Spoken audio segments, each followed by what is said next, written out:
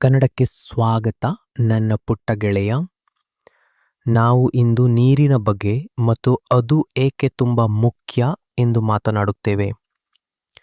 ಸಸ್ಯಗಳು ಮತ್ತು ಪ್ರಾಣಿಗಳಿಗೆ ನೀರಿನ ಪ್ರಾಮುಖ್ಯತೆ. ಎಲ್ಲ ಜೀವಿಗಳು, ಸಸ್ಯಗಳು ಮತ್ತು ಪ್ರಾಣಿಗಳಂತೆ ಬದುಕಲು ನೀರು ಬೇಕು. ಸಸ್ಯಗಳಿಗೆ ಬೆಳೆಯಲು ಮತ್ತು ಹಸಿರಾಗಿ ಸಂತೋಷವಾಗಿರಲು ನೀರು ಬೇಕು. ಪ್ರಾಣಿಗಳು ನಿಮ್ಮಂತೆ ನೀರು ಕುಡಿಯಬೇಕು. ನೀರು ಅವುಗಳ ಜೀವನಕ್ಕೆ ಅತ್ಯಗತ್ಯ.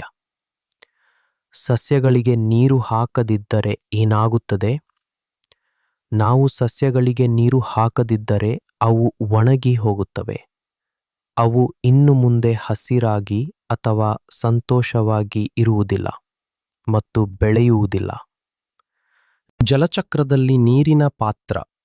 ಸೂರ್ಯನು ಸಮುದ್ರ, ನದಿಗಳು ಮತ್ತು ಕೊಳಗಳಲ್ಲಿನ ನೀರನ್ನು ಬಿಸಿ ಮಾಡುತ್ತಾನೆ. ಈ ಶಾಖವು ನೀರನ್ನು ಆವಿಯಾಗುವಂತೆ ಮಾಡುತ್ತದೆ ಮತ್ತು ಆವಿಯಾಗಿ ಆಕಾಶಕ್ಕೆ ಪ್ರಯಾಣಿಸುತ್ತದೆ. ಆ ಆವಿ ತಣ್ಣಗಾದಾಗ ಅದು ಸಣ್ಣ ಹನಿಗಳಾಗಿ ಬದಲಾಗುತ್ತದೆ. ಈ ಹನಿಗಳು ಒಟ್ಟಾಗಿ ಸೇರಿ ಮೋಡವಾಗುತ್ತವೆ. ಮೋಡಗಳು ತುಂಬಿದಾಗ ನೀರಿನ ಹನಿಗಳು ಮಳೆಯಾಗಿ ಭೂಮಿಗೆ ಬೀಳುತ್ತವೆ. ಮಳೆಯು ನದಿಗಳು ಮತ್ತು ಕೊಳಗಳನ್ನು ಮತ್ತೆ ತುಂಬುತ್ತದೆ ಮತ್ತು ಚಕ್ರವು ಮತ್ತೆ ಪ್ರಾರಂಭವಾಗುತ್ತದೆ.